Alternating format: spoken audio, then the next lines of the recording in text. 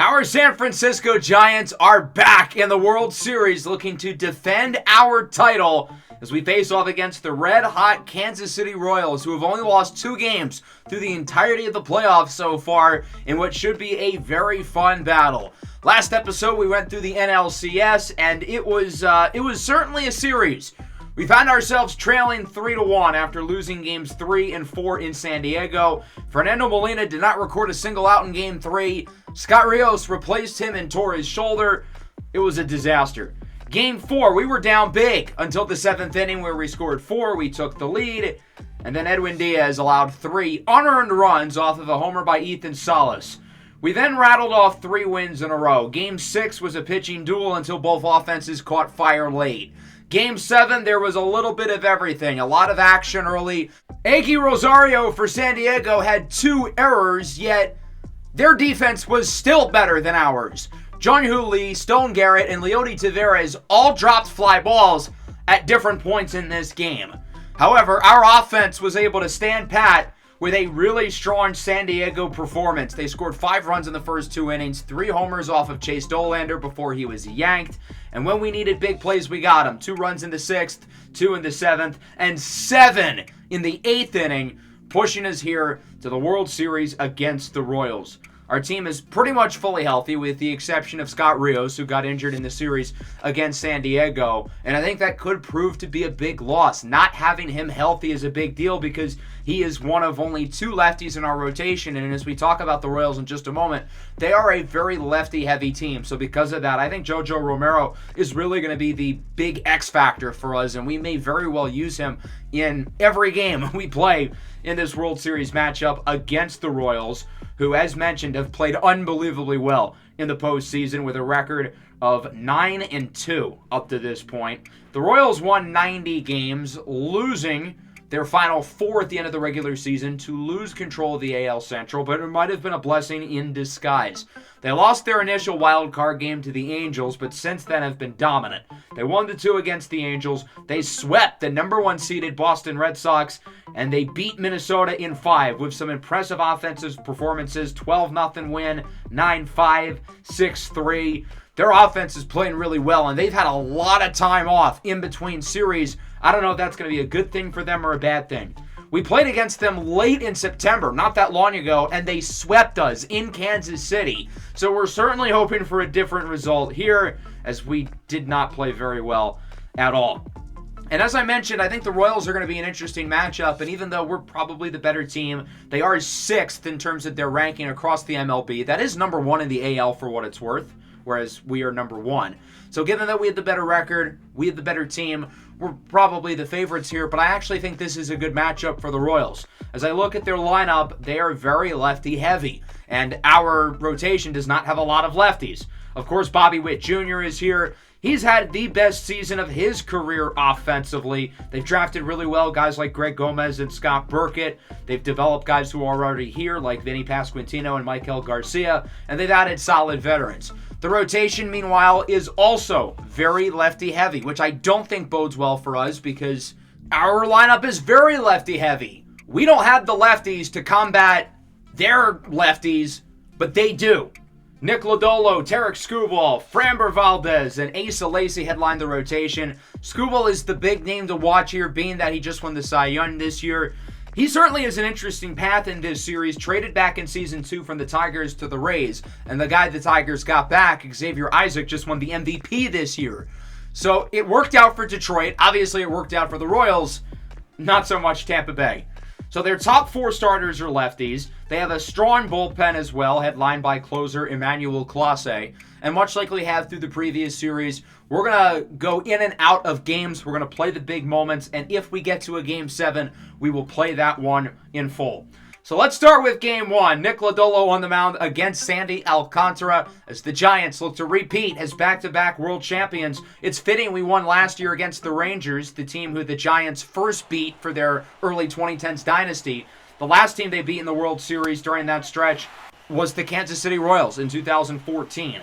2 on, 2 away, scoreless in the 3rd, but Bobby Witt Jr. looks to change that up the middle of the base hit, and the Royals strike first here in Game 1 as they lead it 1-0. They're certainly going to need their superstar to produce as Bobby Witt drives in the first run of the 2029 World Series.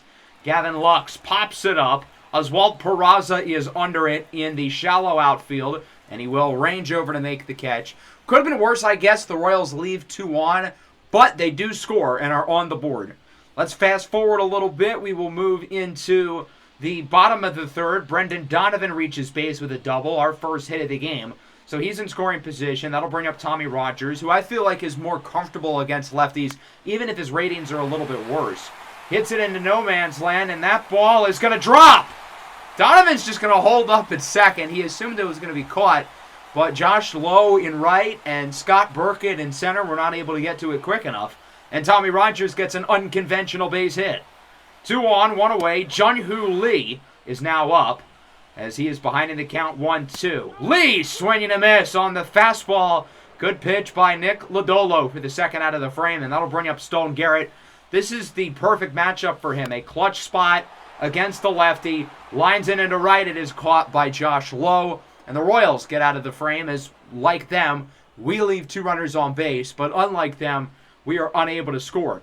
So it's 1-0 through the third. Our offense is going to get a very similar opportunity here in the bottom of the fifth.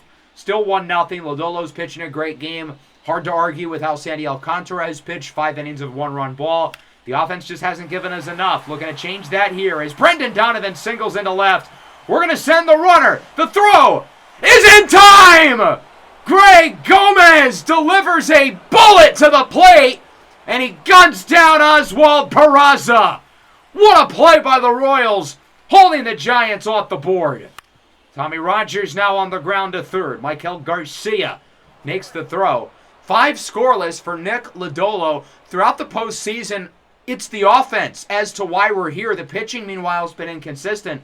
That hasn't been the case today. Let's go bottom 6, still 1-0. I think we're going to play pretty much the rest of this game out, given how close and competitive it is. Backhanded throw at second base. Nice play for the first out of the inning off the bat of Jun-Hoo Lee. That'll bring up Stone Garrett now. He chases the high fastball. Would have been a walk if he let it go, but he wanted to be aggressive, and that decision backfires. Munetaka Murakami rips the first pitch, pops it into left center. Greg Gomez is under it. That's 6 scoreless for Nick Lodolo in a Game 1 pitching duel. Let's move into the 7th. We're going to actually skip the top half of the 7th. We're going to move into the bottom half. Sandy Alcantara still in the game, by the way. 7 innings of 1-run ball. But our offense has got to give him some run support as this brings up Patrick Bailey, who we're going to be calling on a lot during this World Series. Lines this one into center, and that one is going to drop. Burkett has it go off his glove. With the Royals having all of these lefties, we're going to be playing Bailey a whole lot in this World Series. I still expect a pretty big role from Blake Sabol. We're going to use him strategically off the bench, particularly getting him in there with runners on base late in games against righties. But we're definitely going to see a lot more Pat Bailey than normal as Johnny Hackman rips this one into right. We've got a real chance to tie the game here. Hackman is at second. We're going to keep Bailey at third. And so now there's a pair of runners in scoring position with nobody out. This is our opportunity to finally get on the board. And this is where we're going to bring in Blake Sabol. I know it's still lefty on lefty, but 99 clutch rating, and it kind of works. He grounds out to short, but we score Patrick Bailey. So it's kind of a successful at bat as we tie the game at 1. From there, the Royals are going to make a pitching change. Nick Lodolo's day is done, and a pretty darn good one at that. 6 1/3, only letting up 1 so far. We'll see if we can bring home the runner from second to take the lead, as they will turn it over to Marty Berman. The talented righty has not let up a run so far in the postseason. He's been quite strong for them. So there's a runner on second, the go-ahead run. 1 away, full count here for Oswald Peraza, and he draws a walk. That was not an easy pitch to lay off. Not the worst case scenario for Kansas City, though, because if this ball is on the ground, it's a double play. And you know the Giants, with runners on base, probably going to be on the ground. Well, it is here, but it's a single into left. We're going to hold the runner. Do not want to test Greg Gomez's arm. And the bases are now loaded with 1 away. Tommy Rogers is up. For the love of everything, do not let the ball go on the ground. As he looks at the first pitch for strike 1. Take it slowly. Let's try to work the count. Just no double plays, please. For the love of God, I know this team too well. A 1 pitch on its way for Rogers, and this one is right on the ground. They get the out at second, and the out at first for an inning-ending double play. That was way entirely too predictable. We score, we tie the game, but we could have easily taken the lead as we move into the 8th. Jojo Romero comes in. As I said, we're going to be using him a lot in this series against the Royals because they are a predominantly lefty-heavy lineup. We'll start with one of those lefties, Greg Gomez, one of the better young players on this team, threw out the runner earlier. As he flies this one into left, John Hooley is under it, and he will make the play for the first out of the inning. Now we've got a righty here, Bobby Witt Jr. I'm curious to see how these righties take advantage of the lefties being in their lineup and us using Jojo Romero a lot. Well, he certainly doesn't take advantage of it there. Swings and misses. Good pitch by Jojo. And that'll bring up Gavin Lux as Romero looks to retire this side. This one is ripped to short past the diving glove of Oswald Peraza. And the Royals get a runner aboard here with 2 away, the potential go-ahead run. Gavin Lux is pretty fast. We'll see if they can do some damage. 2-2 count on the way for Vinny Pasquantino. Lines it into center. A jog for Rogers. He makes the play. And this game remains tied at 1. Can the Giants create a classic World Series moment here in the bottom of the 8th to take the lead? This is Enzo Sarbello coming into the game. So the fun storyline with him is that he's never pitched in a major league game in his life. I wish I was kidding. This is literally his MLB debut, and we are in the World Series. Yeah. And it's still not as crazy as the Padres using Johnny Brito in Game 7 after he hadn't pitched in the big leagues in 5 years. But this might be a close second. His very first career pitch, John Hooley singles into center.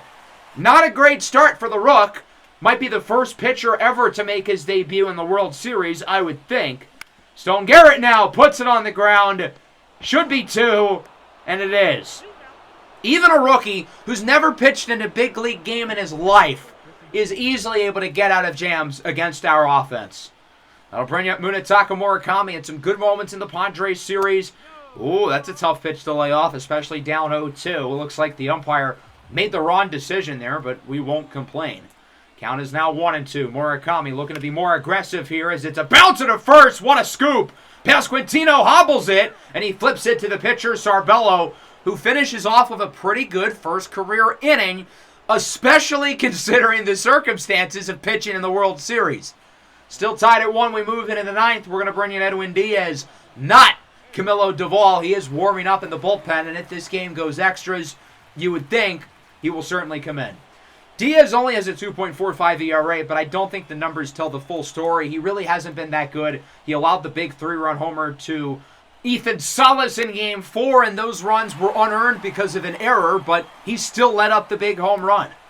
Burkett pops out to short. It's caught by Oswald Peraza for the first out of the inning. That'll bring up the catcher, Logan Driscoll. No more Salvador Perez here with the Royals as Driscoll rips this one into the gap, and the Royals are going to have the potential winning run in scoring position.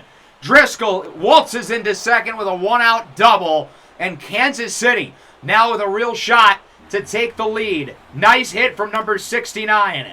Michael Garcia, he's been with the Royals here since day 1. Flies it into left. It's caught by John Hooley. They're going to keep the runner at second, obviously, and that will now bring us to the top of the order. We'll see if Edwin Diaz can get the out, and at the very worst, have us going to extra innings. As Josh Lowe swings and misses on the fastball, Diaz lets up the double, but otherwise a pretty good inning. It remains tied at 1. We'll go bottom 9, as the Royals are going to bring in a pitcher who has pitched in a big league game before. A lot of them, in fact. It's the closer, Emmanuel Clase, who did not have a very good regular season, but has been excellent here in the playoffs. What a filthy pitch. A ton of movement on it. Leody Taveras coming in as a pinch hitter. Flies out. It's caught by Bobby Witt Jr. So with Clase, it's interesting that the Royals are bringing in their closer in this spot, whereas we did not earlier with Camilo Duvall. Johnny Hackman hits this ball high and deep into center. Back at the track, at the wall. It's caught. Inches away from a Game 1 walk-off home run for Johnny Hackman. We were right there. But unfortunately, it doesn't happen. Blake Sabol now is second at bat of the game. Pops it up. Michael Garcia is under it. Game 1 of the World Series is headed to extra innings. Tied at 1, into the 10th. Here we go. So we are going to bring in Camilo Doval now. This was kind of always the plan. Diaz was going to go the 9th, and if we were to enter extra innings, it would be Camilo Doval. He's allowed a couple of big hits in the postseason, but otherwise has been pretty solid, and obviously had a really good year this season in the regular season. As Akil Baddoo flies out to left, Rogers moves over with Leody Taveras now in center as he makes the play for the first out of the inning. Greg Gomez now lines this one into left. That goes for a base hit, and the Royals get the potential winning run on board with one away for arguably their best player, Bobby Witt Jr., coming off a 7-WAR season. Gomez goes for second. Not even close! Blake Sabol guns him down with ease. That was clear and obvious, and now there's 2 gone for Bobby Witt Jr., who singles into center field. Had Gomez never stolen second, you'd think maybe he makes it over to third here, and the entire inning looks different. Runners on the corners, 1 away. Still good for the Royals to get a base runner here, but Lux is down 0-2, and he goes down looking on the slider. Great pitch by Camilo Doval. As it remains tied at 1, we'll go bottom 10. Oswald Peraza's up against Clase into right center. That's going to drop for a hit. Peraza thought about second, heads back to first. Let's just get the early base runner on. We've got the winning run with nobody out. No need to try to leg it into a double yet. A good start to the frame for Peraza. That'll bring up Brendan Donovan, who's 3 for 3. How about another? 3's allowed, 4's a crowd. Brendan Donovan, 4 hits today. 2-1, nobody out. Peraza in scoring position, and we've got a chance to end this game. Tommy Rogers launches it into right. We're going to end it with style. The Giants win Game 1 of the World Series with a 3-run walk-off home run for Tommy Rogers. That's his first home run of the entire postseason, and I don't think it could have come at a better time. What a start to the Fall Classic. Tommy Rogers swings at the first pitch of the at-bat and crushes it into the opposite field off of Emmanuel Clase to win Game number 1 of the World Series. I have a feeling we're going to be in for quite the potential 7 games if it gets that far. A very competitive pitching duel here in Game 1, going to extra innings. We got some runners on late, and Tommy Rogers finishes the job. Put your big-time players up at the plate in big-time situations and let them cook. Tommy Rogers showing off his stardom to the national audience. We still have 3 more wins to go, but a fun, exciting, and exhilarating start to the World Series. Now, I will say the offense was not particularly good in this game. We scored 1 run in regulation, and normally that's not going to be good enough to win, but because our pitching was so good, we brought it into extras, and then the offense, of course, was clutch down the stretch. The Royals really did not hit the ball all that well either. Nick Lodolo was terrific. Enzo Sarbello in his big league debut, he was not fazed by the moment, as our offense was just not particularly impressive. A few guys stood out, though. Peraza had 2 hits, reached base 3 times. Brendan Donovan 4 for 4. Rogers had 2 hits in the walk-off. And then Sandy Alcantara was terrific. 7 innings, a 1-run ball. And then Romero, Diaz, and Doval slam the door, as that brings us into Game 2. Spencer Strider versus Tarek Skubal, 2 of the best pitchers in Major League Baseball. 2-1, nobody out for Vinny Pasquantino, who hits this one into left. That should score a run pretty easily, and that is the case. Bobby Witt Jr. is safe, and the Kansas City Royals lead at 1-0.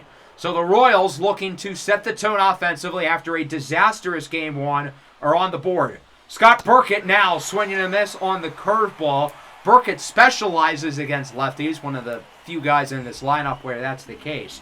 Big strikeout for Strider, who does not want to let up anymore. Logan Driscoll, there's a wild pitch. Both runners look to advance. Risky decision by the Royals, but it pays off. And now Kansas City has runners in scoring position with just 1 away. Golden chance to really add to this lead as Driscoll lines it into right. Garrett will make the catch. That's plenty of room to score the runner off the sacrifice. And Kansas City now leads it 2-0. A quick start off of Strider, obviously his first postseason run with us, but he's pitched in a lot of big games in October with Atlanta. Michael Garcia launches it into left center. That'll go for a hit, and it's 3-0. Rolls to the warning track as Garcia is in for a double. And the Kansas City Royals add to the lead. Really not a good second inning here for Spencer Strider, as that brings up Josh Lowe. Hanging pitch, rips it into right, and this disastrous inning's going to get worse. Goes to the wall. Garrett's throw to second is just not in time. It's an RBI double for Josh Lowe, and the Royals now lead at 4-0. When do you contemplate taking Strider out of the game? Runner goes for third. Bailey hesitated because he assumed, why would the runner steal there? He is safe. It doesn't really change much because there's 2 outs. 1-2, Akil Yabba Dabba Doo! Launches it into right. That baby's gone, and it is 6-0. A disastrous start for Spencer Strider, probably coming to a close here. An abysmal second inning for the San Francisco Giants. The Royals needed to rebound after a horrific offensive performance in Game 1. And boy, are they! Strider is yanked after an inning and 2/3, letting up 6 runs, with Akil Baddoo's homer being the exclamation of it. As we're going to go to the bullpen, we are going to bring in Yariel Rodriguez. We hope he can eat some innings for us and be efficient in doing so. So Rodriguez will face off against the number 3 hitter, Greg Gomez. The Royals have officially batted their way through the lineup this inning. Gomez into center. Rogers will make the play. So since the game is 6-0, assuming it remains a blowout, we're not going to be hopping in that often in this game. And as it turns out, we're actually not going to hop in at all anymore. A really good start from Tarek Skubal. The Royals up their lead to 10-0 with homers for Baddoo, Witt, and Pasquantino. But don't worry, guys. In the 9th inning, Oswald Peraza hit a 2-run single to cut the lead all the way to 8. An impressive response here by the Royals after Game 1 really did not go their way. This certainly went a lot better for them. The offense really clicked. They went deep 4 times. Akil Baddoo had 2 of them. And then Tarek Skubal was absolutely terrific. 8 scoreless innings before the bullpen let loose a little bit, but it didn't really matter because our offense was so bad. Strider was not good. The pen was not particularly good either. So we split the first 2 games at home, 2 very different games. Game 1, intense, extra innings. Game 2, not so much. And now we've got 3 in Kansas City. We got swept in 3 games in Kansas City last month. So let's not get the same fate again. Framber Valdez, who was on the Rangers team who we beat last year in the World Series, going up against Fernando Molina. His last start was not a good one. And would you look at this? We were up 7-0 and are now blowing it. Why would they keep Molina in for this long to allow all 6 of these runs? I don't know. So we're going to correct their mistake, and we're actually going to bring in Jojo Romero. It's a little bit early, but we cannot let them score any more runs and cut into the deficit any further. So we've got to bring in arguably our best reliever other than Duvall. We'll start here with Greg Gomez. Runner on, just 1 out as this one is flown into right. Rogers will make the play.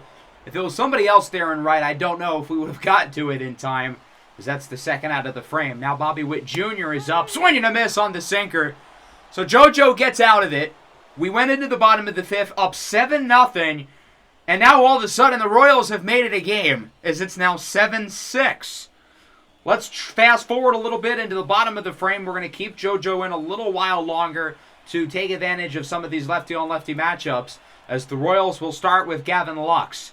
Count is full. Lux flies this one into right center. Leody Taveras is under it, and he will make the play for the first out of the inning. It's really about not letting the Royals get hot again because, well, we now know what they can do when they're hot. They had a 6-run second inning in Game 2. They scored 6 in the 5th here. As Pasquantino puts it on the ground, good charge by Oswald Peraza. He makes the play for the 2nd out of the inning. And this is now where we're going to take Jojo Romero out of the game. He faced off against the 2 lefties. Now it's a righty, and so we're going to bring in Aniel de los Santos from the pen. This decision certainly makes sense, given that Scott Burkett here hits really well off of lefties, but he sends it nicely into right for a hit, and the Royals get a runner on here with 2 away. Hopefully they don't continue their rally from the 5th inning and try to take the lead on us here, as that'll bring up Logan Driscoll. Burkett goes for second. Throw from Sable is not in time, and so the Royals now had their tying run in scoring position. We'll see if they can get a base hit to bring him home. Logan Driscoll ahead 3-1, draws a walk, and so now there's 2 on and 2 outs. an extra base hit would put the Royals ahead. That was a foreign thought at this point last inning. And sure enough, Maikel Garcia, single into center. Runner looks to score. That's Burkett. He is safe, and we are tied at 7. A 7-0 Giants lead has evaporated quickly. De Los Santos faces off against 3 batters. They all reach base, and so we're going to yank him here for Ian Hamilton, who had a great regular season. Postseason's been a little bit worse, but hopefully he can get it together here. As Josh Lowe hits it into center. Tavares is under it. He'll make the play. The Royals score another run, though, and they're able to tie the game up.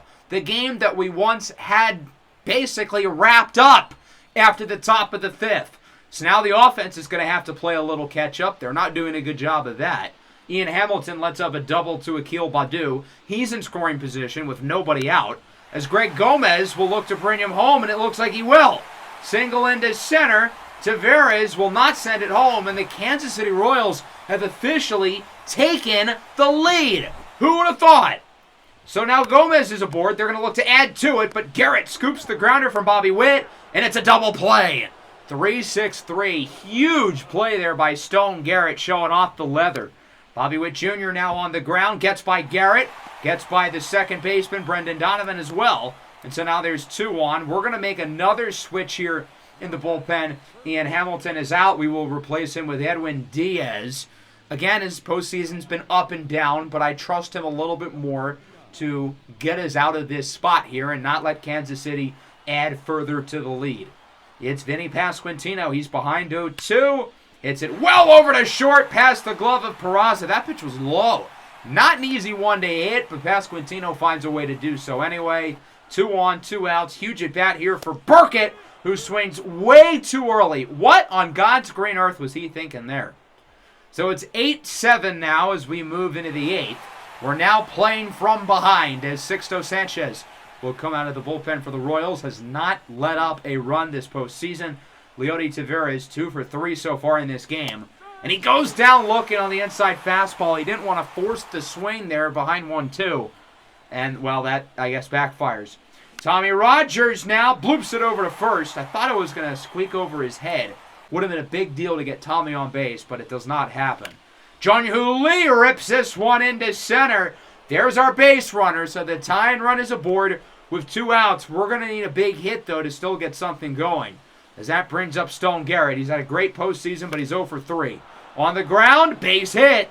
Splits the first and the second baseman. All of a sudden, the Giants are in business. Tying run in scoring position. Go ahead, run it first. I do not trust Munetaka Murakami in this spot, though, but he does have good clutch ratings. Nonetheless, this feels like the most important at-bat of the World Series thus far. Base hit ties it. Extra base hit takes the lead. As that one is outside for ball 2. Murakami getting ahead in the count early. Make him throw strikes. Swing a pitch you like, such as that one. The high fastball clocks in at 100 as Murakami sends it foul. And the count now sits at 2-1. Following pitch on the way here from Sixto Sanchez. This one is lined into center. And that one's going to drop. We should be able to tie the game. Knotted up at 8. I'm not really sure why they had the outfield playing so far back. I get you don't want to allow the extra base hit and let us take the lead. But in that spot, I feel like you still got to play them in a little bit more than that. Would have been able to catch it on the fly and end the inning. But now there's runners on the corners. Marty Berman is out of the bullpen, and Blake Sabol is now here off the bench. 2 on, 2 out. Huge spot here for Sabol, and he rips it into left. High and deep at the wall. It is caught. Akil Baddoo comes down with it, and with that, the Royals will not let San Francisco take the lead. We do tie it at the very least, but we had runners on the corners there and a great chance to strike as that sends us to the bottom of the 8th. Diaz still in the game. Here's Logan Driscoll. Hits it well into center, and Tavares tracks it down for the first out of the frame. Good job by Tavares in center at first. I didn't think he was going to come down with that one. Maikel Garcia, 2 for 3, hits it into basically the exact same spot.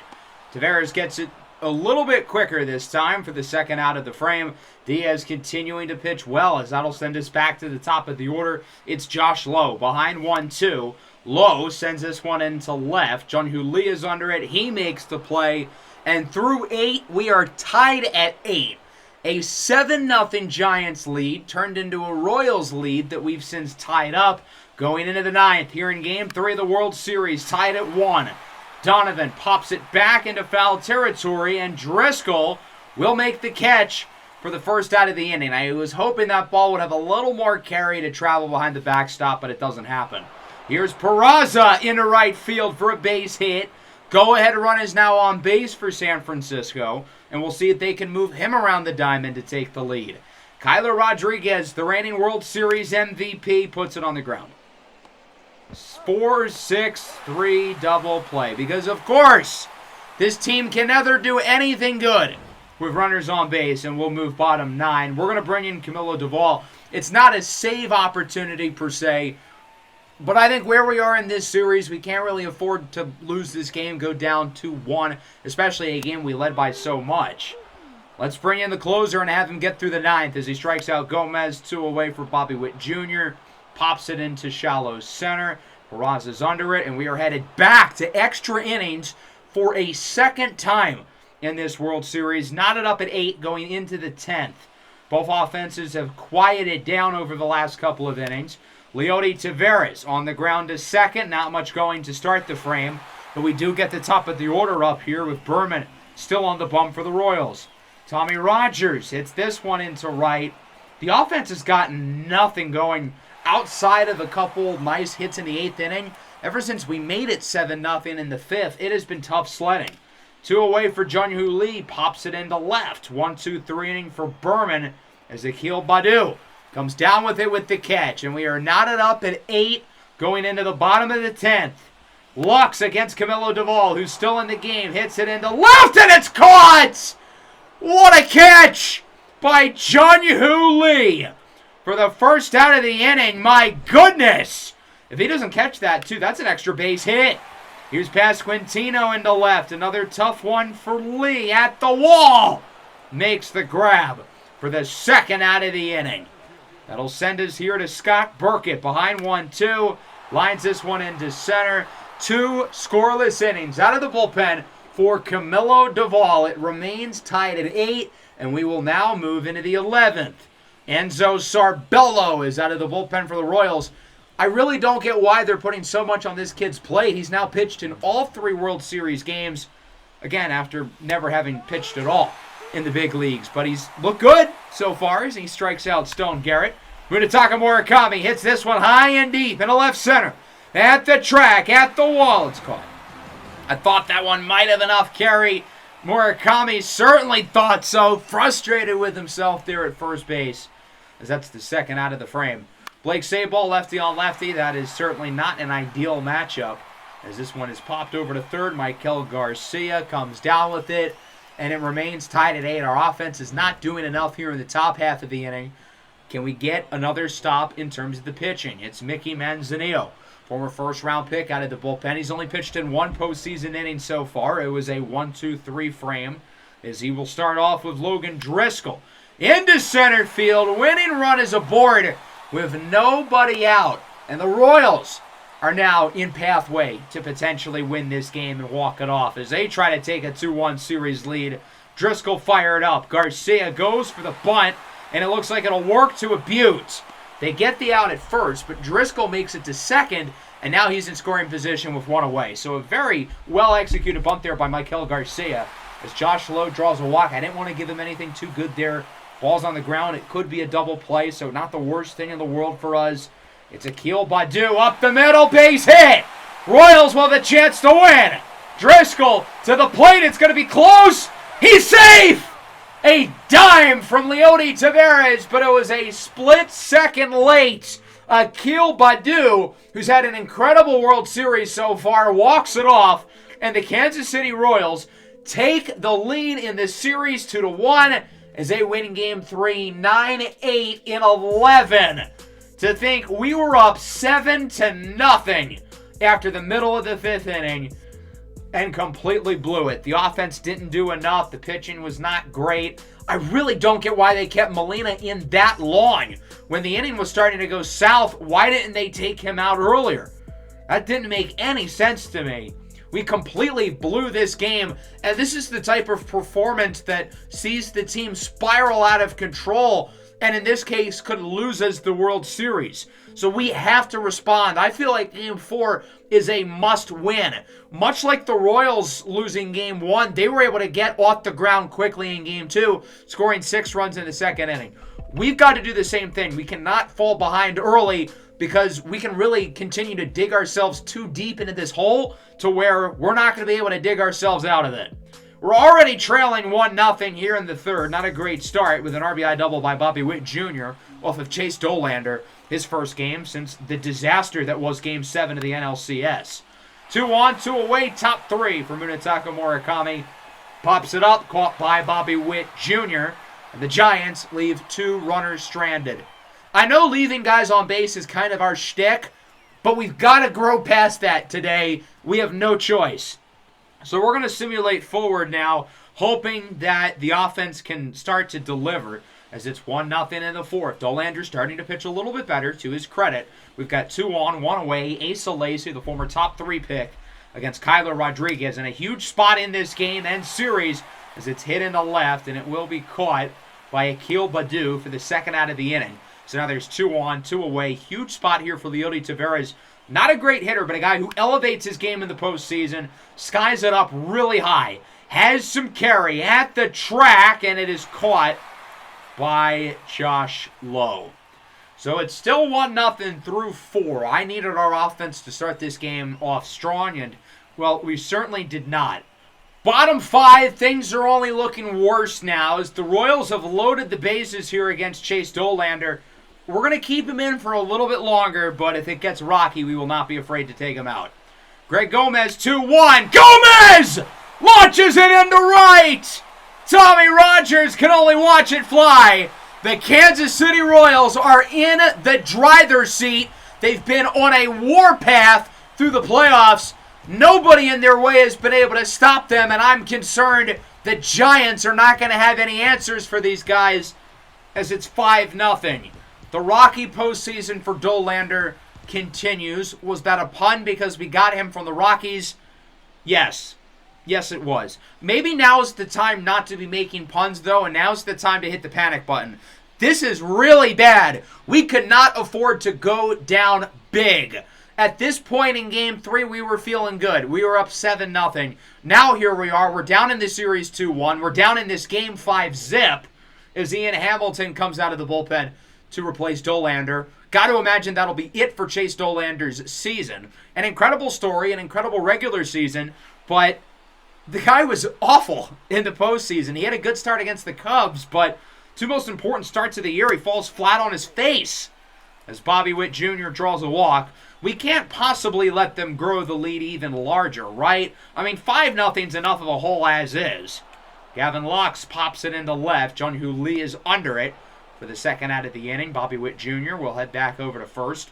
2 away now for Vinny Pasquantino, up 1-0. Puts it on the ground to short. Peraza makes the play. Throw to first is in time, and that'll wrap up a not-so-good 5th inning.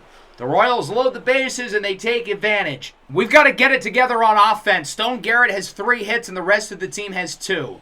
So, unfortunately, things would go even more south. Greg Gomez, 2-run single in the 6th to make it 7-0, but now we're making it interesting. Tommy Rogers, 2-run homer in the 7th. Kyler Rodriguez, 2-run homer in the 8th. And we're alive. Stone Garrett singles into left. Rogers rounds third. He heads home, and it's now 7-5. We choked a 7-0 lead in Game 3. The Royals might be in danger of choking a 7-0 lead here in Game 4. What is happening? Tying run is aboard. Murakami swings at a pitch he absolutely should not have. Biggest bat of the year, and he's going fishing. Not great. Now we're going to bring in Blake Sabol off the bench. This is his time to shine as he swings and misses. Now the count is 2-2 against Sixto Sanchez. Tying run at first, potential go-ahead run at the plate. This might be our only chance to come back here in this World Series. Blake Sabol, what do you got for me? Rips it into the gap. That should score both of the runs as it's 7-6. Garrett waved around. He'll score easily. Tied at 7. New life for the Giants. The Royals led this game 7-0 after the 6th, and they have blown it within the span of 2 innings. Unbelievable scenes here in Kansas City. We're not going to take the lead, though. What a play at third by Michael Garcia. Donovan hit it well. A 5-run 8th inning, though, to tie the game. We are 1 game removed from choking a 7-run lead, and the Royals might be doing the same thing right here. JoJo Romero out of the bullpen here. We'll start with Logan Driscoll. 2 for 3. The winning run in Game 3. As he flies this one into right, Rogers is under it. He makes the play. It's still been a really strong offensive game from the Royals. Hard not to be disappointed with our pitching. We've allowed 24 runs over the last 3 games. That's pretty inexcusable. As Michael Garcia goes down looking on the circle change. JoJo's doing a good job here. He's done well in this series against the Royals so far. One of the only pitchers who's been good. As it's now Josh Lowe, top of the order, 2-2. And he flies this one into left. Jung-Hoo Lee is under it. And he will make the grab. Tied at 7 going into the 9th. We've got the momentum right now. We've scored 7 runs in the last 2 innings. We got 5 runs in the 8th. We had the momentum. We've got to keep it going, though. Kilmer Zimmerman, the international-made free agent, is in the game. He looks large there on the mound, and, well, it's because he is. 6'6", 255. Here's Peraza down the line and fair. Another hit for Oswald Peraza, who's been busy today. Walks into second with a double. Go-ahead run is in scoring position with nobody out. We might actually be doing this.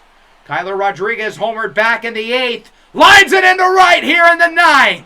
Peraza's going to hold at third with nobody out. It's not worth it. Even if we do ground into a double play, knowing this team, Peraza would still probably score, given that there's nobody out.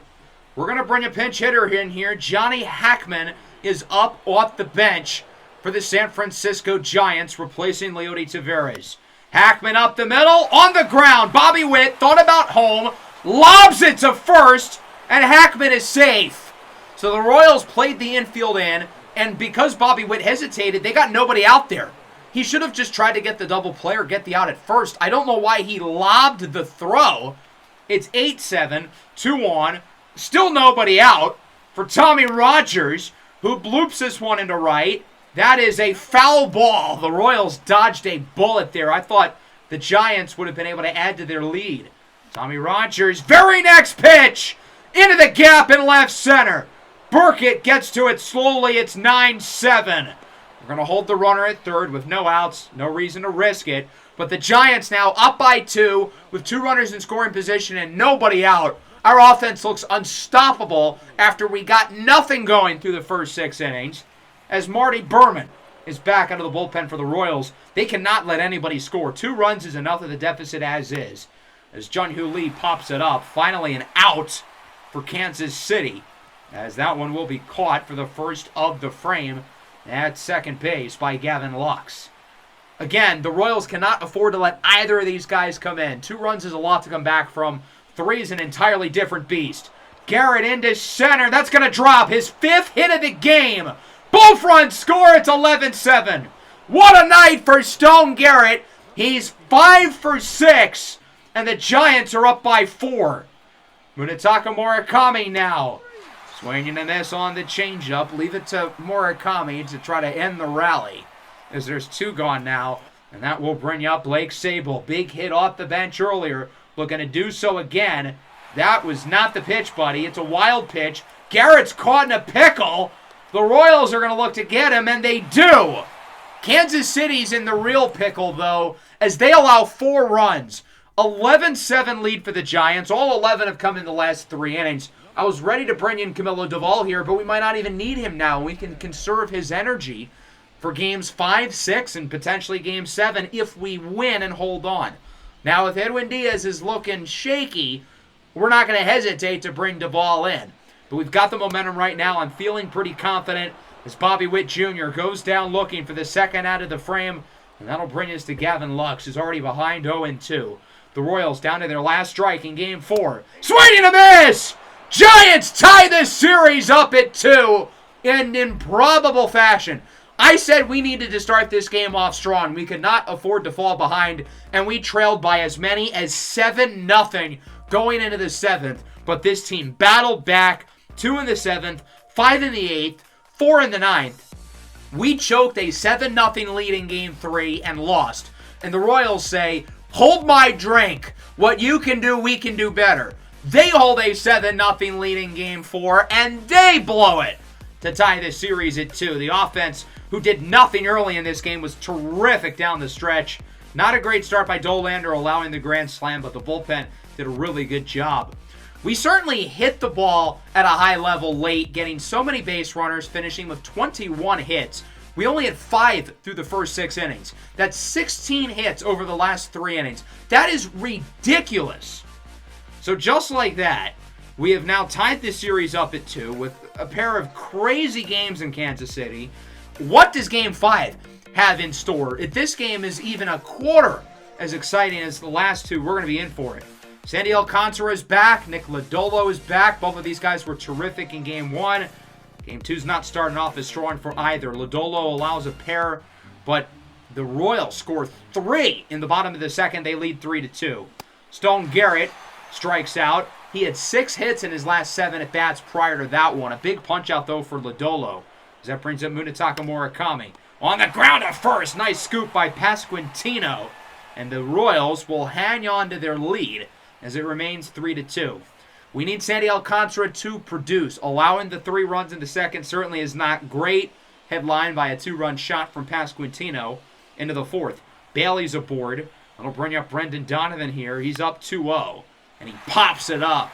Not ideal. I do want to give Patrick Bailey a shout out. He started in every game in the World Series so far, and he's been quite good, while Blake Sabol in his new role off the bench has also been quite good.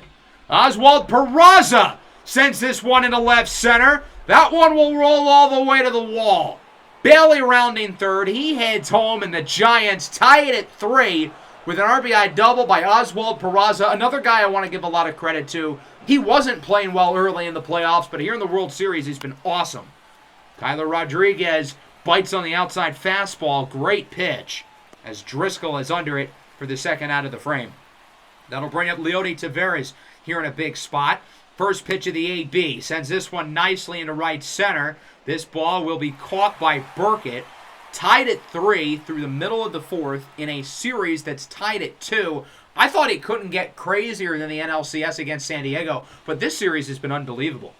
Bottom 5, same score. Sandy Alcantara is pitching a lot better since that second inning as he faces off against Akil Baddoo. Runner on, 2 away. Baddoo flies it into left. Jung-Hoo Lee is under it. He will make the grab, and this game will remain tied at 3. Let's see if the offense can get anything going. Try to take the lead as we move into the 6th. Bailey reaches base again. He's 3 for 3 with a homer. Nick Lodolo still in the game, by the way. I'm a little surprised by that. I imagine they're going to potentially take him out soon, but they're trying to get everything they can out of their ace, assuming this would be the last game he pitches here in the World Series. Donovan on the ground. Could be 2, but Garcia misses the throw. A rare defensive miscue by Michael Garcia. We're going to send Bailey over to third, and instead of the inning being over, the door's wide open for us to do some damage. There's runners on the corners with 1 away. Michael Garcia did not record a single error all year. But he does there at the worst possible time, as this one will be caught by Lowe. More on Michael Garcia, though. He has won the Gold Glove at third base 4 years in a row and has just 1 error over the last 3 seasons combined. Here's Kyler with 2 away into left center. This one's going to drop! Giants take the lead, 4-3. We're going to keep Donovan at third. This is all because Michael Garcia missed the throw on the double play. They're going to take Lodolo out of the game. Certainly not as good of a performance as Game 1 of the World Series. Granted, that's a pretty high bar to hit. He wasn't great, wasn't horrible either. This inning really wasn't his fault because it was a pretty routine throw for Garcia, who normally makes that throw. He's so good defensively. Maybe the best defensive third baseman in the game. Jonathan Bolin will come out of the pen for the Royals. We have not seen him yet in this World Series. Runners in scoring position for Leody Taveras. This one into left, and it will not be caught! Over the glove of Baddoo, we're going to score 2! And the Giants lead it 6-3. 2 more unearned runs come across to add to the lead. Tommy Rogers is now up. This one is lined into right.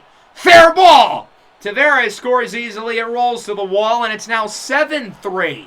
The ball has bounced our way over these last two games from being down 7-0 in Game 4, making a comeback, to now getting 4 runs here in the 6th off of an error by Michael Garcia. As the inning finally comes to a close, Lowe catches that one in right. And ultimately, that 6th inning ended up being the difference. No more scoring the rest of the way. We win 7-3 and are 1 win away from winning our 2nd consecutive World Series. To think halfway through Game 4, after that Greg Gomez grand slam, I thought we were cooked. I thought there was no way we would come back, but we stormed back in that game to win it. And then here in Game 5, largely because of an error by one of the best defensive players in Major League Baseball. Credit to us for capitalizing, though, off of the error, making plays when we needed to. Patrick Bailey played a great game. Sandy Alcantara, meanwhile, was really solid. Not a great 2nd inning, but he battled back, and he stayed in there for 7 1/3 innings, conserving the energy of our relievers. Lodolo takes the loss. I don't know why those 6 runs are earned. The inning would have been over if the Royals had completed the double play. So we take 2 in Kansas City. It was unconventional, but not going to complain with that. And now we just have to win one of the last 2 to try to win the World Series in front of the home crowd. We're still going to do critical situations for Game 6. We're going to be more apt to hop in earlier. And if we lose this game, we will play Game 7 in its entirety. So we're going to start with the bottom of the 3rd. Runner on 3rd, 1 away, scoreless game. As Leody Taveras gets it over the glove of Michael Garcia, it's 1-0. The Royals turned their season to the Cy Young winner, Tarik Skubal. No other guy I would rather on the mound if I'm Kansas City than him. We've got Spencer Strider, who's off to a good start in this game. Rogers behind 0-2, puts it on the ground. And another bad throw by Michael Garcia. His 2nd error in as many games. What is going on with the 4-time Gold Glover? Again, he had 1 error over the last 3 seasons combined. He's got 2 in back-to-back games. John-Yu Lee on the ground to short. Bobby Witt Jr. sends it to 2nd. And the Royals will not get their double play. Lee is safe at 1st. Way to hustle. This inning would be over if not for the bad throw by Garcia. We've got runners in scoring position. 2 away here for Stone Garrett. He hits this one really high. Ball goes over the moon. Has some carry to the track, to the wall. It's caught by Scott Burkett. We will score a run here off of an RBI single by Leody Taveras. A 1-0 lead through the middle of the 3rd. A perfect start for Spencer Strider, 9 up, 9 down. I probably just jinxed him there, and sure enough, Akil Baddoo RBI single. We're now tied at 1. We'll go bottom 4. Munetaka Murakami reaches base to start the inning. He'll face off against Patrick Bailey, who's now started in all 6 World Series games on the ground. Garcia to 2nd, over to 1st. A double play. This team really is obsessed. This is the one thing I will not miss about this team going into MLB The Show 25, although it'll probably carry over. This whole thing didn't even start with the Giants. It started with the Marlins last year, and these guys got the cheese touch. Whoever we pick in MLB 25 better not get the same damn virus. Off the Brendan Donovan single, here's Oswald Peraza. Flies it into right center. Scott Burkett will make the play.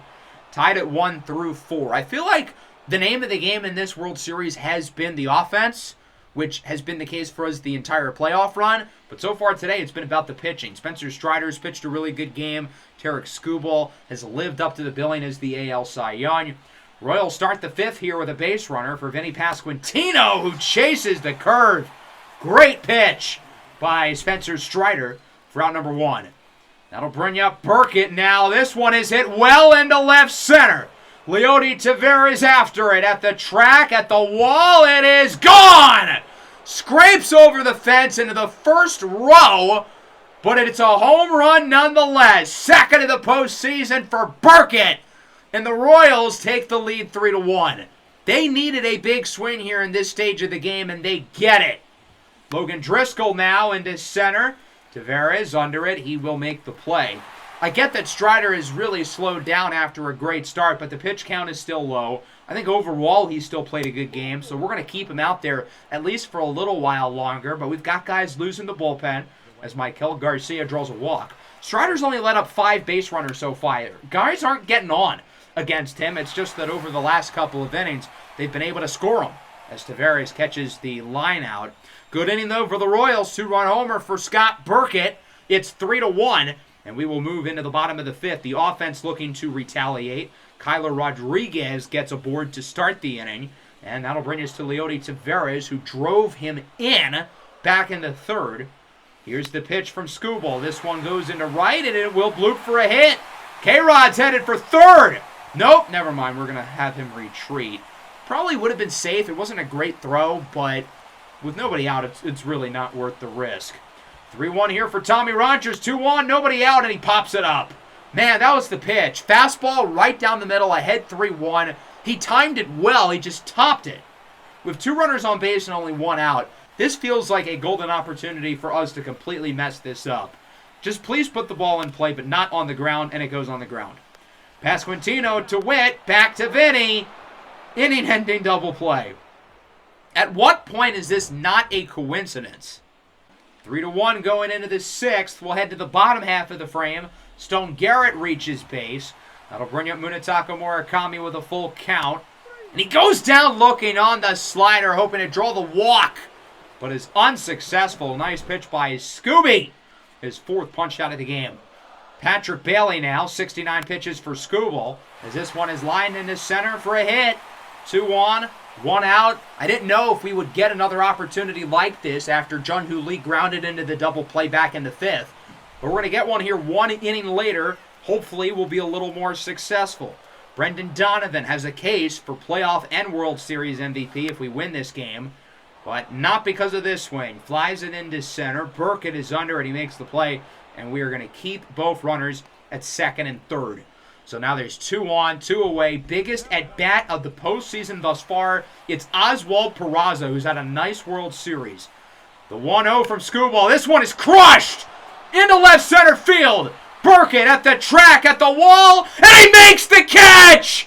Scott Burkett with the play of the year. Willie Mays-esque. Burkett takes 2 runs off the board. Unbelievable. There's nothing you can do there if you're Oswald Peraza but tip your cap. That was incredible.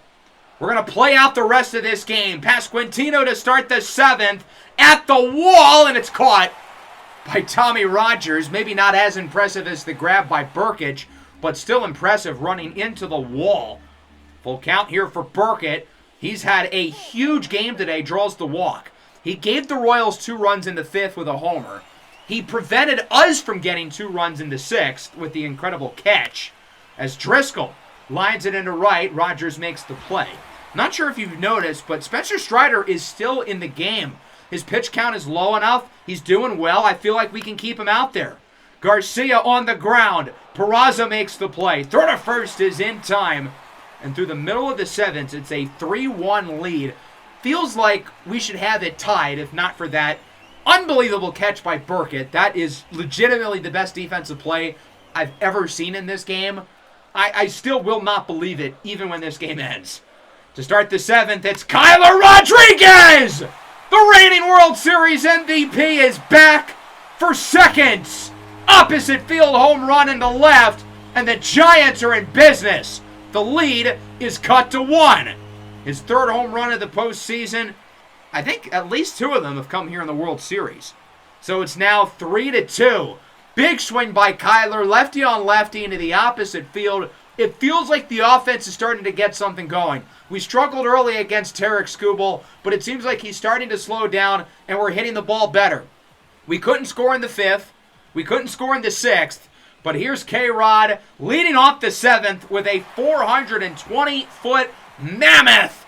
The reigning World Series MVP will make it 3-2, and the Royals are going to make a pitching change, probably at the right time. Skubal's slowing down. Still a pretty good start from him, and he'll be replaced by Enzo Sarbello, who still is not allowed to run.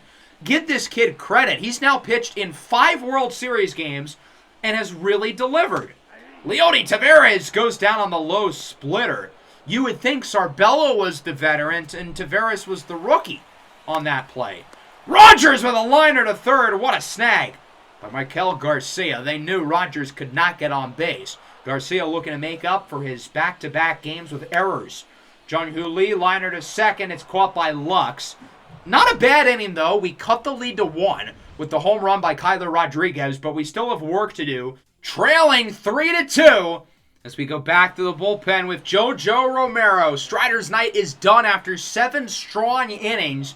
JoJo has lived up to the billing here in the World Series. We have relied on him for a lot, and he has delivered. Not allowing a run yet. He really isn't allowing base runners. To think his ERA in the regular season started with the number 7.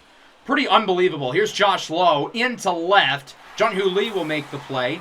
Good job tracking that one. I thought that had a chance to drop. Could have been a leadoff extra base hit. Akil Baddoo has been awesome for the Royals throughout this World Series. Lays down the bunt. Murakami misses it. A drag bunt base hit for Akil Baddoo. The Royals playing a little small ball. Now they're going to have him run. And Gomez pops it up. It was the first pitch of the at-bat. He shouldn't have swung. As Peraza makes the play for out number 2, Baddoo heads back to first. That'll bring up Bobby Witt now. Huge spot here. Got to get out of it. First pitch again. Sharp grounder to third. Murakami makes the play. A quick 6-pitch inning for JoJo Romero. We'll be able to use him a little bit in the 9th, I feel like. First 2 batters for Kansas City are lefties. Then it's Scott Burkett. I don't want Romero against Burkett, but we'll be able to keep him in for those first 2. Sixto Sanchez, meanwhile, out of the bullpen here for the Royals with a 1-0 lead here in the bottom of the 8th. Stone Garrett leads things off. Grounder over to second.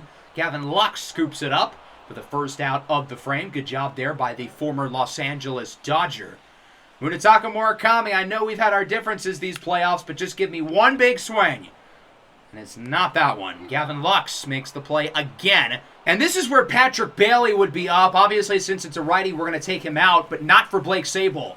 We're going to have Sabol pinch hit for Leody Taveras, who's in the 9 slot. I want him up with potentially runners on base. So that's why we're going to have Hackman come in now, and it looks to be a good decision. Josh Lowe misplays it in right, all the way to Triples Alley. Go, go, go! Rounding second, heads for third. Johnny Hackman off the bench with a triple. And the Giants had the tying run 90 feet away from home. A huge at-bat upcoming for Brendan Donovan. I guess the decision there to have Hackman come up rather than Sabol proved to be a good one. And now Blake Sabol might have an opportunity with runners on base in the 9th. And if he doesn't, that would signify that we probably won the game already, which also works. Donovan up the middle, ties it at 3. So the Giants offense comes up clutch here in the 7th and 8th. Homer by Rodriguez, RBI single by Donovan. We were down 3-1, and now we're tied. Can we add to the lead here in the 8th? It's Oswald Peraza. Looks at the sinker, not an easy one to lay off. Huge spot for Peraza, who's had a good World Series against the Royals, but is 0 for 3 so far today. 1-0 on the ground to short. Bobby Witt Jr. makes the play over to second. Good inning, though. We tie it up with a 2-out triple by Johnny Hackman, and he scores off of an RBI single by Brendan Donovan as we move into the 9th. So as I said, Sabol will come in the game. He'll replace Leody Taveras. He will bat second in the bottom of the 9th. So if Kyler Rodriguez, who leads the inning off, gets on base, then we could really be sitting in a good spot.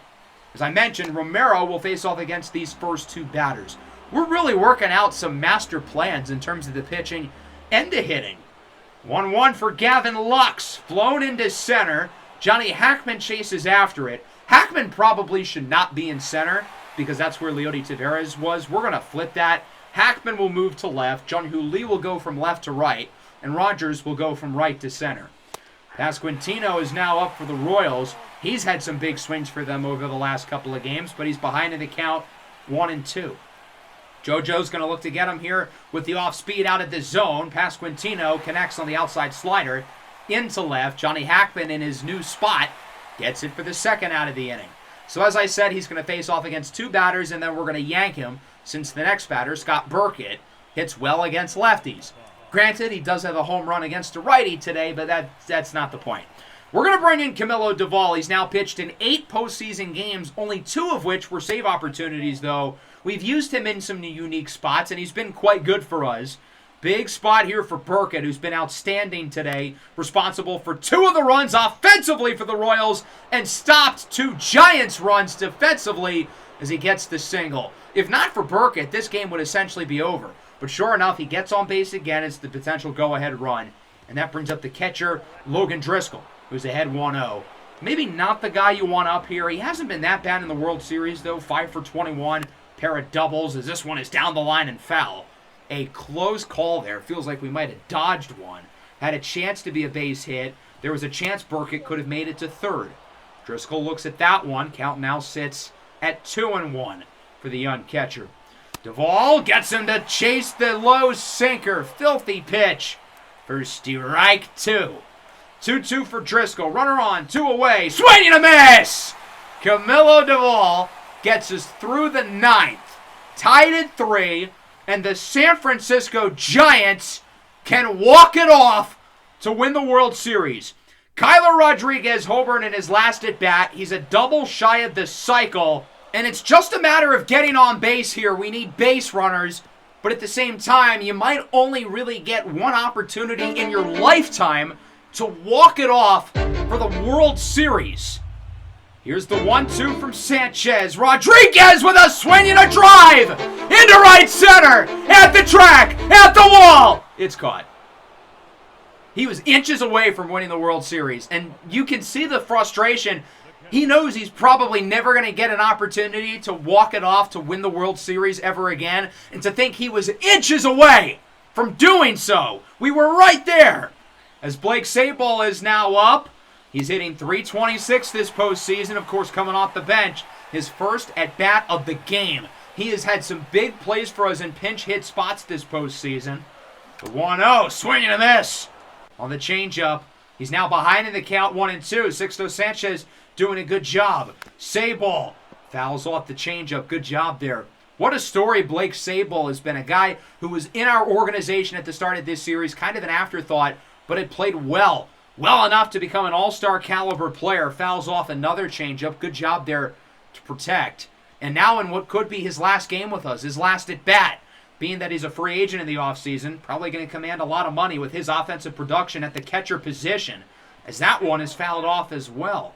A back-and-forth battle between Blake Sabol and Sixto Sanchez. These guys are dueling. Neither side is giving in. 1-2 again here for Blake Sabol with 1 away. Up the middle, base hit! We got our base runner! Blake Sabol is on, and the top of the order is up. How thinning would it be for a guy like Tommy Rogers, who's become one of the faces of this team, to walk it off in the World Series? All we would need is an extra base hit probably to end it. Rogers looks at the changeup for strike 1.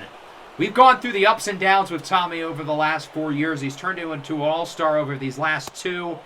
Had a phenomenal season last year. I thought he was our best player in the World Series and should have won the World Series MVP. This year, walk-off home run in Game 1, as it's going to be a blooper into right. That's going to drop! Everybody's going! Sabol to third! He's safe! Wow! I thought they would clearly get him out. Michael Garcia had the ball well before Sabol was at third base. What happened? That was a great throw by Josh Lowe. So I guess Michael Garcia just completely missed the tag? This is the best defensive third baseman in the league. That's now 3 horrible blunders over the last 2 games. This one may very well cost the Royals the World Series. There would be 2 outs, but now there's 1 gone, second and third. No way we screw this up, right? As Marty Berman comes into the game. Jun-Hoo Lee is up. I feel like you have to intentionally walk him, right? Get the force out at every base, possibility of a double play. You know what we're going to do with the bases loaded, but no, they're going to actually pitch to him. This doesn't make any sense at all. This is a horrible decision. And now Jun-Hoo Lee, who's been the face of our team since day 1 of this series. He's the guy who started this franchise off, and now he's going to look to essentially end it. As he looks there at the fastball, count now 1-1. He's really just got to put the ball pretty well in play. Now, we also have to remember that the Royals are going to throw it home no matter what. They are focused on the runner at third and the runner at third alone. As he fouls off the fastball, count is now 1-2. Probably shouldn't have swung at that pitch, but it was close, so I get it. Count is now 1-2 here for Jung-Hoo Lee. 0 for 4 today, looking to be a hero as he looks at the fastball. Jung-Hoo Lee has been the best player in this series. It would just be poetic justice for him to be the guy to walk it off for us to win our second title here in Season 6 as he fouls off the changeup. Way to protect there. Looks like he got that one a little bit early, but not an easy pitch to hit. It was out of the zone. He probably shouldn't have swung at it, but at least he tapped it to keep the at-bat going. 2-2 again. I don't know how he put contact to the ball. On one hand, he shouldn't have swung at it, obviously, but impressive to foul it. And again, keep the at-bat going. 2-2 for Lee. He pops it up. Slams the bat in frustration. Jung-Hoo Lee will not be the one who walks it off for us. And now there's 2 outs. Now we need a base hit, or else this game's going to extras as it's Stone Garrett. He's been our best player this postseason run, and I think with a walk-off, he cements playoff MVP. He would cement World Series MVP. He would cement his status as a Giants legend. I don't know if there are many guys on this team I would want in this spot more than Garrett. He starts the at-bat aggressive. Should have let the fastball go, but he's looking to swing early. He's trying to end this thing right here, right now. 2 on, 2 outs, the 0-1. Garrett rips it into the gap in right center, and Burkett makes the play. I thought that one was going to drop for a hit. We had so many chances to win it there. The Kyler Rodriguez homer was right there. We had 2 runners on with 1 away. But in typical Giants fashion, they just got to edges on, not score them, and we are into the 10th. The Royals start the inning with a hit. Michael Garcia nearly lost the game in the bottom of the 9th by not applying the tag at third base to Sable. But now he's the potential winning run here in the 10th. Josh Lowe pops it into center. Rogers is under it. He'll make the play for the first out of the inning. Camilo Duvall's 9th inning went really short because he only faced off against 2 batters. I think he can make it through the entirety of the 10th. He's only at 14 pitches right now. Akil Baddoo looks at the high cutter, and he is now behind in the count, 1-2. Got to watch out for the potential of a double play. Ball on the ground. Pitch for Baddoo. It is on the ground. Donovan scoops it up. Peraza over to first. Double play! The Giants get out of the 10th. Camilo Duvall comes up big, and we will get another chance to walk it off. Tied at 3 in the bottom half of the 10th. Great defense there by San Francisco. It's the middle of the order. 4, 5, 6 hitters due up for the Giants. Munetaka Murakami historically has not been a good playoff performer whatsoever, but he can look to put those to bed right here. Jesus Christ, that was not the pitch. I want to see him be aggressive, but dear God, that was not the shot, Valentine. 0-1, looks at the fastball. That was clearly a strike. Look at the bottom left. What a horrible call there by Angel Hernandez. I think the home plate umpire throughout this World Series has been bad, like equally bad for both sides. Why are you swinging at that? Munetaka Murakami now behind 1-2. You're supposed to swing at the pitches inside the strike zone and look at the ones that are not in it. He's able to protect. Good job there. Fastball was on the edge of the strike zone, so in that instance, behind 1-2, you probably should swing at it. Following pitch on the way for Murakami, the 1-2. This one is skied into foul territory. Baddoo's got a chance at it, and he will make the play. Good play there by Akil Baddoo for the first out. Johnny Hackman came in off the bench in the 8th to hit a triple and score the tying run. No score since. But can Hackman make another big play to potentially help us win the game? He skies this one into right. It's got some carry, but certainly not to the wall. It is caught by Josh Lowe. That'll bring up Brendan Donovan. What a season he's had. What a postseason he's had. He could cement the postseason MVP with a walk-off right here. On the ground over to second. Lux makes the play. 1-2-3 inning for Marty Berman. Still tied at 3 going into the 11th. And we're going to bring in Yariel Rodriguez, who we've been saving throughout the postseason for right now. We're going to have him pitch as long as he needs to. Realistically, like 4 or 5 innings, if this game goes that far. But we're going to keep him in for a while if it comes to it. We've got all day here. I don't have places to be. Greg Gomez checks his swing for the first out of the inning. Bobby Witt Jr. now the 3-2. Swing and a miss on the fastball for the second out. Rodriguez making quick work at the Royals lineup.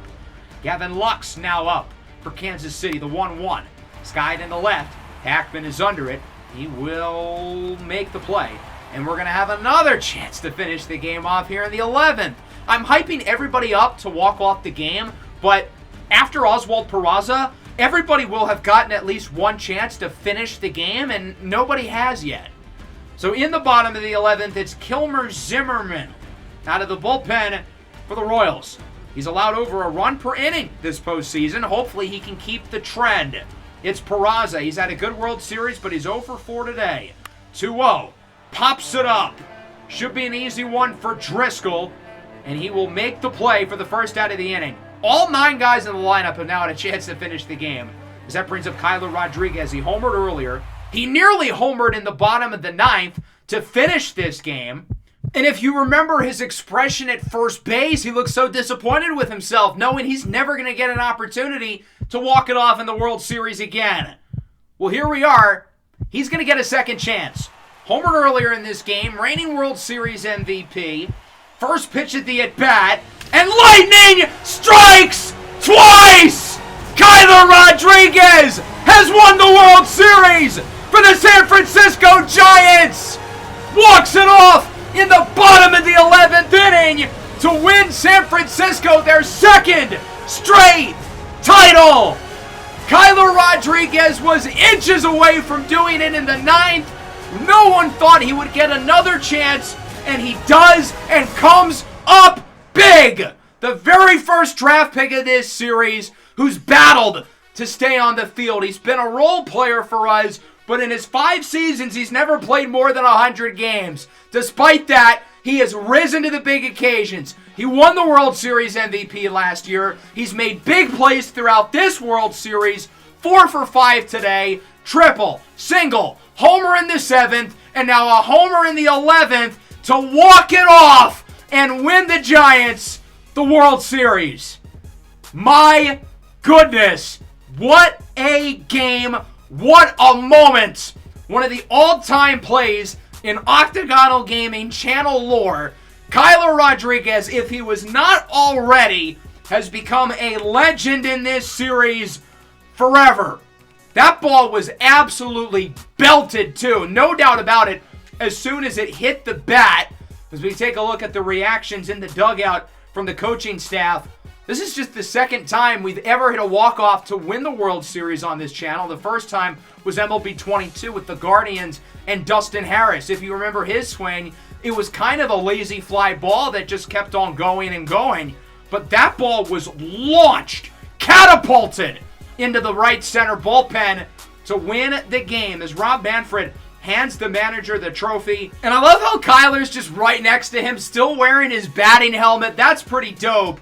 Back-to-back World Series titles for the San Francisco Giants. Our World Series photo really isn't going to look too much different than last year. A lot of the same faces. The Giants, of course, MLB's most recent non-cheating dynasty, might be in position to do it again with back-to-back titles. What a World Series this was against the Kansas City Royals. We choked a 7-0 lead. We came back from a 7-0 lead. 3 of the 6 games went into extra innings. Tommy Rogers walk-off homer in Game 1. And, of course, Kyler Rodriguez here in Game 6 to finish it off. Our offense was clutch. I thought Tarek Skubal pitched a good game, but we made plays late. Kyler homered in the 7th, because of course he did. We drove in the run in the 8th, and then Kyler obviously finished the deal. He finished with 4 hits. He scored 3 of our 4 runs in this game. Spencer Strider, 7 very strong innings, and then the bullpen did a great job. Romero, Duvall, Rodriguez, absolutely phenomenal. I want to look at the home run one more time. The swing is beautiful, but I want to see as the ball goes into the crowd. Check out the fan in white. They barehanded, snagged it with one hand. Buddy used like 2 fingers to catch the ball. Let's keep this guy in San Francisco. The Niners just traded away Deebo Samuel. They need some new receivers. That guy can catch the ball. What a way to end the World Series. What a journey it has been with this team. Part of the reason why I picked the Giants is because it's different. Normally I pick small market teams. The Giants are a team who's not afraid to spend money, and that changed our roster building philosophy. We are an older team. Obviously, Tommy Rogers is 21. Kyler Rodriguez is 22. But most of this core is pretty much into their 30s. Nonetheless, We've been able to win 2 consecutive championships as Pat Bailey wins the World Series MVP. Stone Garrett wins the playoff MVP. I'm happy for Patrick Bailey. We called on his number to play a bigger role. He started in all 6 World Series games, and he was really good. For a guy who's been a role player for us, he's good enough to be a regular starter elsewhere, but he's never complained about his role, and we've had a really good tandem with him and Blake Sable. Both guys are free agents this offseason. It's hard to envision us bringing them both back. Bailey in particular, this is a pretty good final act for him as a Giant. Stone Garrett wins the playoff MVP, very well deserved. Him and Brendan Donovan were both ridiculous for us this entire playoff run, and they were both horrible last year when we won the World Series. Quite the stark difference. We have taken this team from the bottom to the top. 69 wins in Season 1. We lost to the Braves in the NLCS in Seasons 3 and 4, but we've won the World Series in back-to-back years, beating the Rangers and the Royals. And now that poses the question, what's next? MLB The Show comes in 2 weeks, so as you can imagine, we have pretty much hit the end of the Giants franchise. But we've got one more episode. We've got to go through the long-term sim, see what happens in the careers of all these guys. Players like Jung-Hoo Lee, who's averaged a WAR of 7 per year. That's a Hall of Fame trajectory.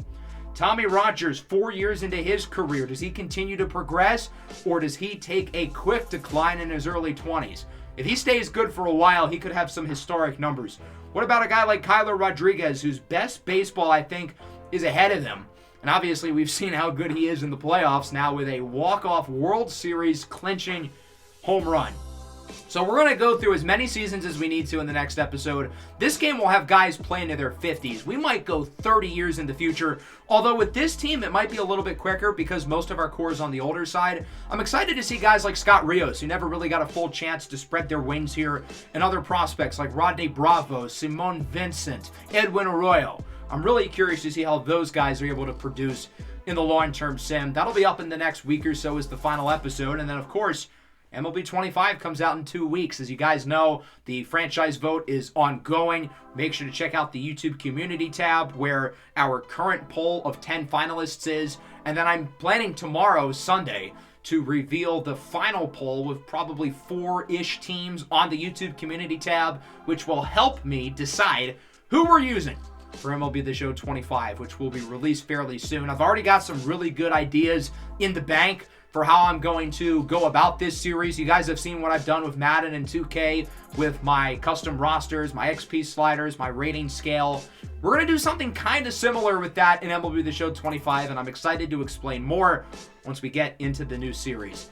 Hope you guys enjoyed. What a World Series. What an entire franchise series this has been, but we've still got one more episode to go before we can put a bow on it. Make sure to leave a like and subscribe to the channel if you are new. Peace out.